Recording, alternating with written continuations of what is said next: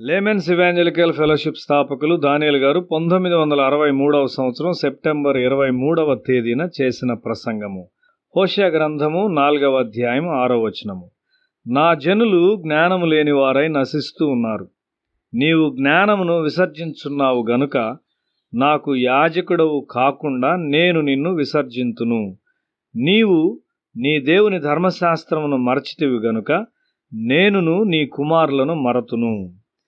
దేవుని దూత వచ్చినప్పుడు మరియా ఇంటి యొద్ద ఉన్నది.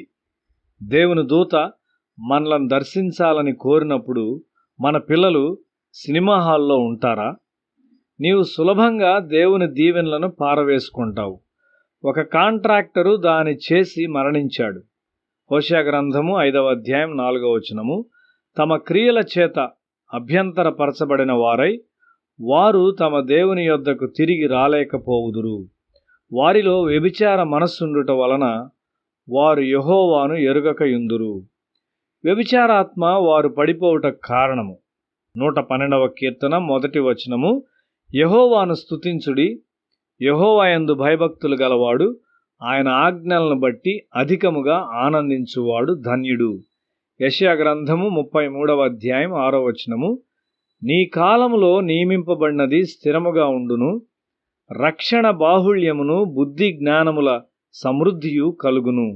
యెహోవా భయము వారికి ఐశ్వర్యము. నీవు దేవుని ఆజ్ఞలయందు ఆనందిస్తూ ఉన్నావా?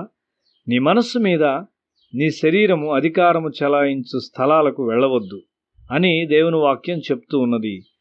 నీవు కొన్ని శరీరానుసారమైన సహజ గుణములను పెంపొందించుకున్నట్లయితే ఒక దినాన అవి ఒక పులివలే నీ మీద దాడి చేసి నిన్ను జయిస్తాయి. నీవు నశించిపోతావు. మనము అన్యుల మధ్య నివసిస్తూ ఉన్నాము. వారు కృష్ణుని గూర్చి రాత్రంతా పాటలు పాడతారు. వారు మంచి తలంపులను పొందుకొనుటకు అవకాశం ఎక్కడున్నది? దానియేలు గ్రంథము 12వ అధ్యాయం 13వ వచనము.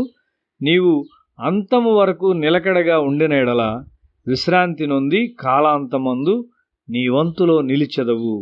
దేవుడు నీకు తీర్పు తీర్చును. ఒక కుటుంబమును నడుపు బాధ్యతను నీవు కలిగి ఉన్నప్పుడు దేవుడు నిన్ను బలపరచును.